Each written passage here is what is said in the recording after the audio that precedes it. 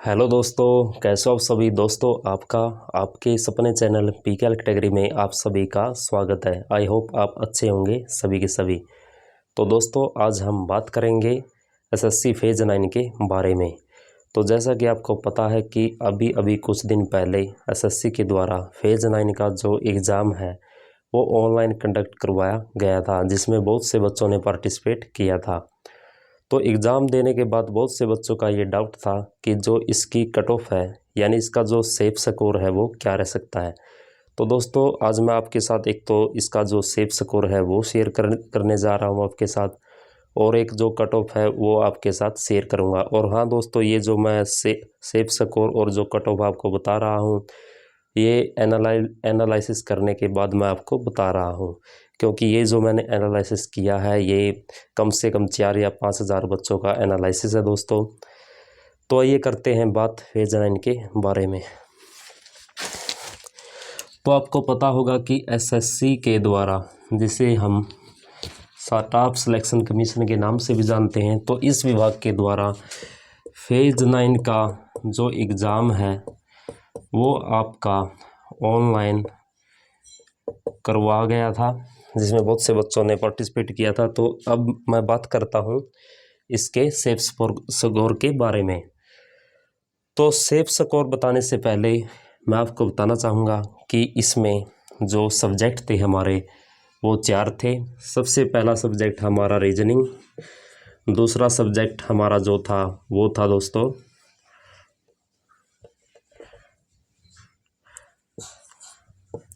दूसरा सब्जेक्ट हमारा जीए था यानी जनरल अवेयरनेस। तीसरा हमारा जो सब्जेक्ट था वो था इंग्लिश, और फोर्थ हमारा जो सब्जेक्ट था वो था मैथ। तो ये हमारे 4 सब्जेक्ट थे जो कि एसएससी के द्वारा फेज़ 9 के एग्ज़ाम में इन 4 सब्जेक्ट से जो क्वेश्चन है जो पुट जो है वो किए गए थे।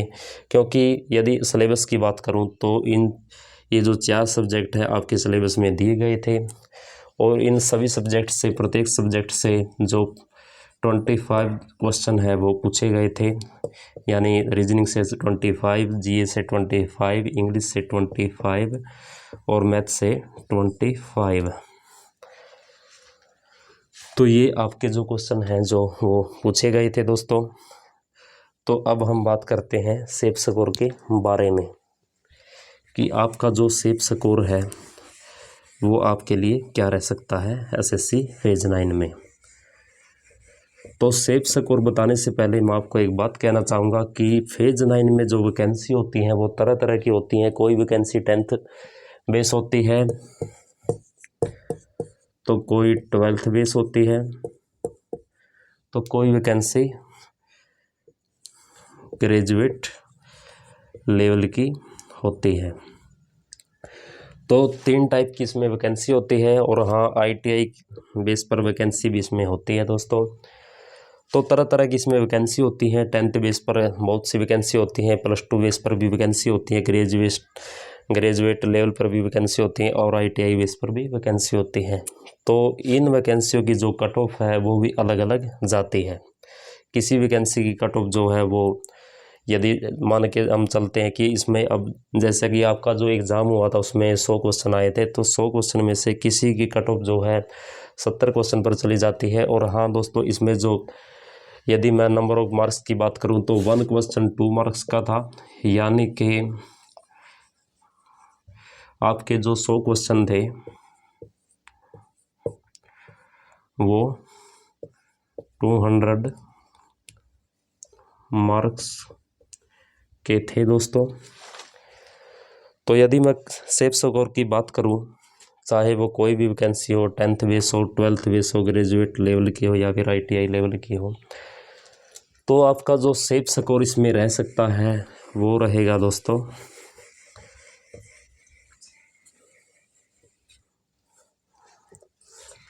यदि आपके 100 क्वेश्चन में से, तो ये जो मैं सेफ स्कोर बताने जा रहा हूँ ये जनरल कैटेगरी का है, यानी यू आर अनरिजर्व्ड कैटेगरी।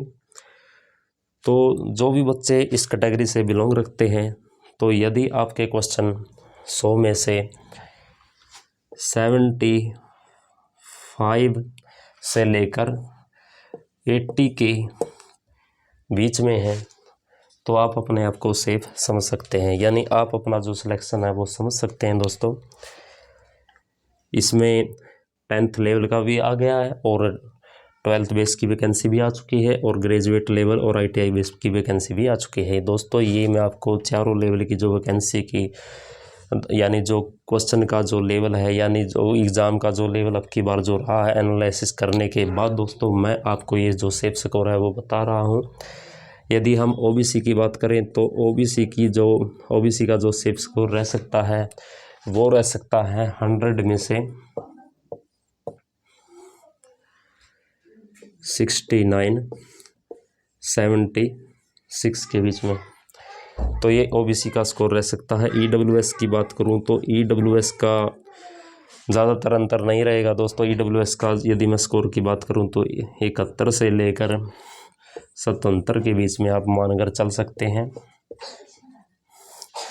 यदि मैं SC की बात करूं तो SC का जो स्कोर रह सकता है वो 66 से लेकर 72 के बीच में रह सकता है दोस्तों।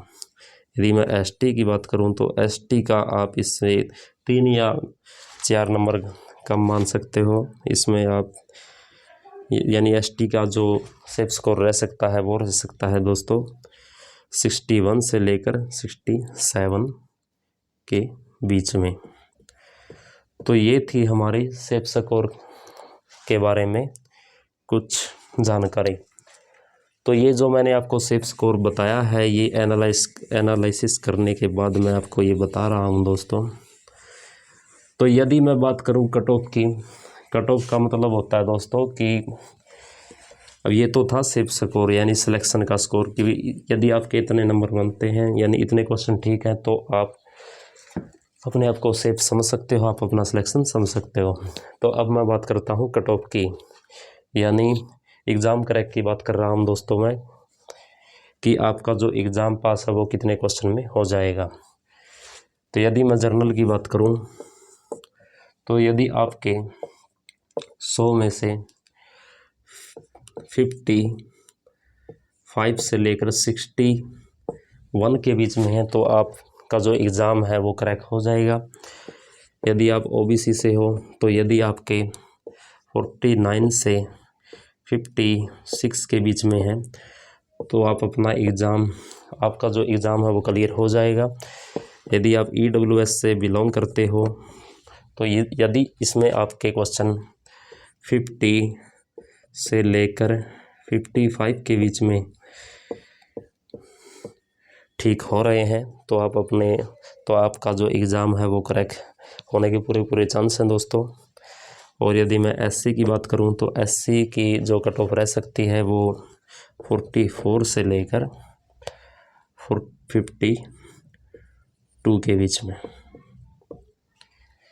ये SC की जो मैंने कट ऑफ बताई है दोस्तों आपको। और ST की यदि मैं बात करूं तो ST की जो कट ऑफ रह सकती है वो 41 से लेकर 47 के बीच में।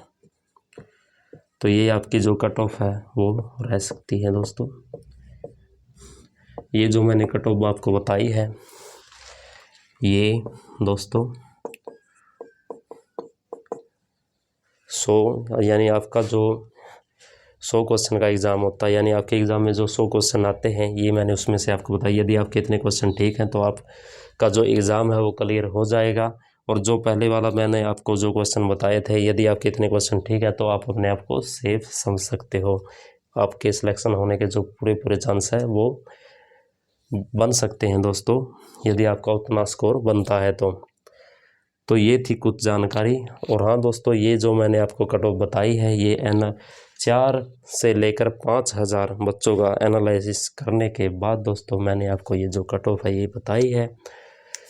तो ये रह सकती है हमारी कट ऑफ। तो कैसी लगी आपको कट ऑफ, आप कमेंट करके ज़रूर बताइएगा दोस्तों। और हाँ, आगे मैं आपकी जो रीजनिंग की जो क्लास है वो शुरू करने जा रहा हूँ, तो इंतज़ार किस बात का। आप अभी हमारे इस चैनल को सब्सक्राइब कर लें और बेल आइकन के बटन को प्रेस कर लें, जिससे आने वाली कोई भी न्यू अपडेट, कोई भी न्यू वीडियो आपसे मिस ना हो और आप तक सबसे पहले पहुंच सके दोस्तों। तो मिलते हैं दोस्तों अगली वीडियो में। तो धन्यवाद दोस्तों। जय हिंद, जय भारत।